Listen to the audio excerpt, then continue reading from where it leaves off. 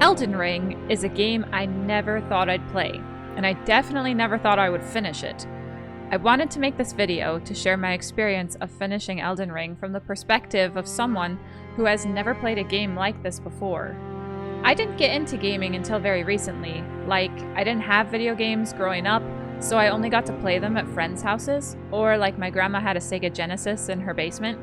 It wasn't really until COVID, when Nate bought me my own Switch for my birthday, that I started playing games on my own and I realized that I really liked gaming.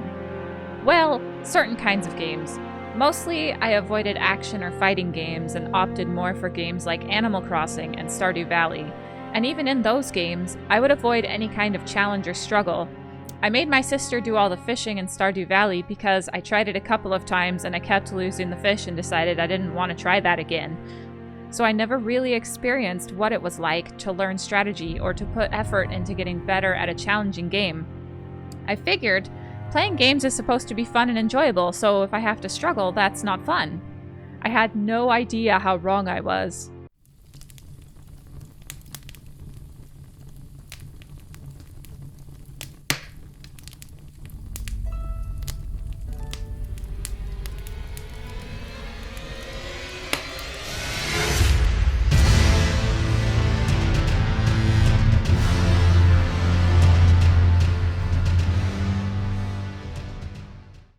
Hey everyone, it's Foxy Frog, aka Lara, and I want to share with you my experience of playing Elden Ring. When I created my own channel, this was the #1 game my viewers recommended I try out.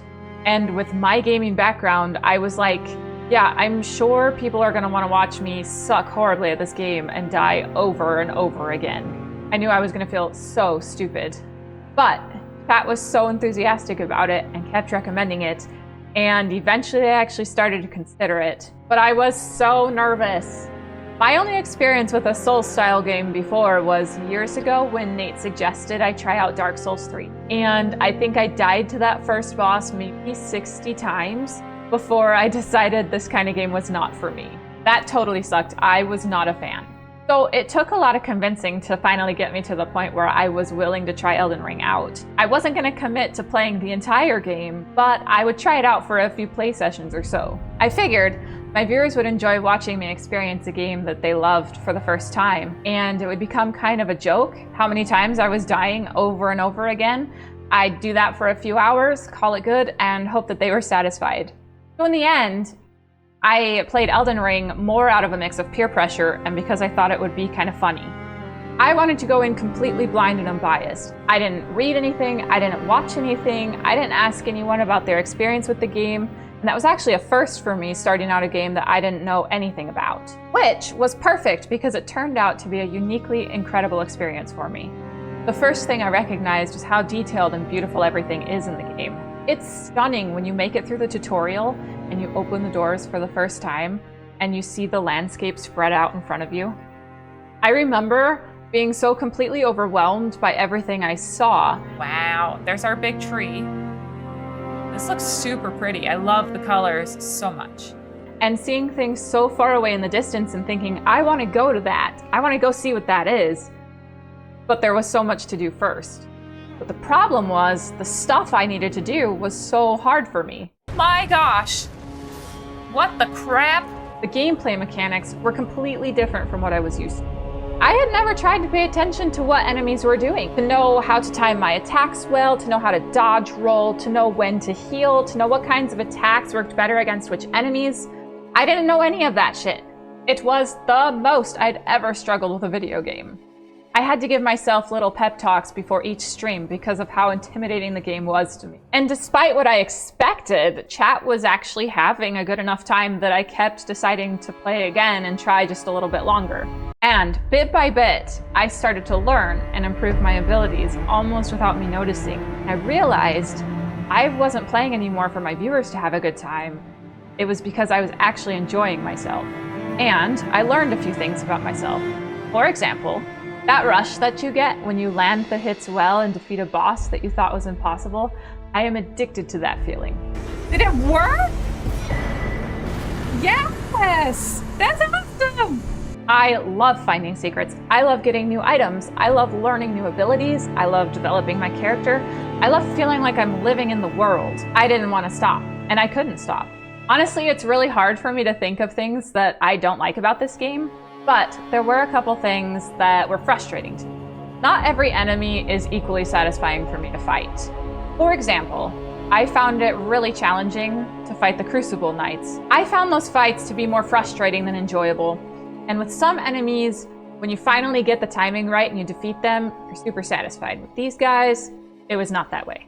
And there's just so damn many of them. But honestly, my biggest complaint about this game is that now I compare every other game I play to it and none of them quite measure up. All that being said, even though I was super enjoying the game, there was actually a point when I considered giving up. Not because there was something wrong with the game, but because I didn't know if I could do it. I feel like I had been progressing really well. I had just defeated Margit. First plot boss, I was super pumped. We stepped into Liurnia, it was beautiful. I was so excited to explore. And then I hit a wall. And my wall came in the form of Rennala. Rennala of the full moon. According to literally everyone else, this is not supposed to be a challenging fight, but it took me multiple streams across multiple days. The only reason I didn't actually quit right then was because I could leave and go do something else for a little while and then come back and try the fight again. I died so many times to Rennala that I honestly don't even have a final count of how many times it was. I tried going back through my recordings to count, and it was too painful to watch. To my viewers who stayed with me through that entire ordeal, you guys are troopers and you get extra credit. Finally, after what seemed so long of throwing myself repeatedly at this supposedly simple boss, I decided I was going to do it off stream. I mentally prepped myself for a long play session of struggling and dying, but at least it would be off camera and then I could decide if I was going to post it or not. I cleared my schedule for that day. I got everything prepped so I wouldn't have to do anything but try this fight. And then I did it in the first try. If you want to watch just that fight, because I find it kind of hilarious, I linked it in the description of the video. But what I thought was really interesting about that whole experience was that the challenge for me wasn't actually the boss fight. It was the fact that I thought I couldn't do it. The biggest fight I was having was the one happening in my own brain. That the real boss fight was me convincing myself to keep trying when I had already failed so many times. I was gonna try no matter how many times it took to get good at this game. But each time I struggled through that, I realized that my confidence was growing and I was completing more and more challenges that I thought were impossible. Elden Ring has become my happy place, my comfort game. I'm glad that I tried it, even though I thought I'd never enjoy it. But I did enjoy it, and I stuck with it, and I actually got pretty good. Holy shit, look at those wings. Those are incredible.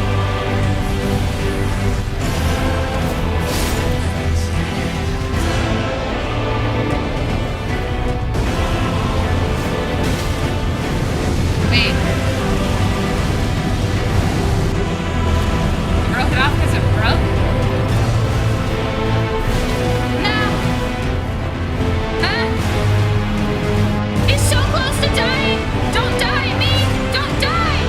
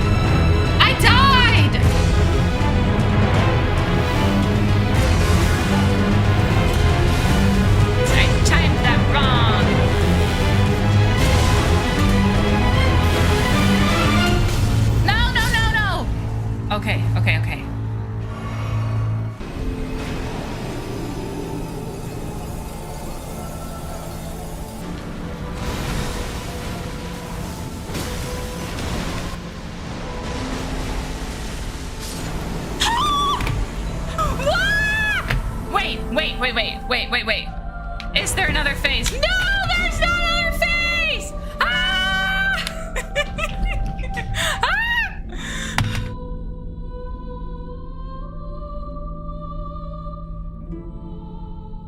If you enjoyed this video, please hit the like button and subscribe to my channel and maybe consider joining as a member.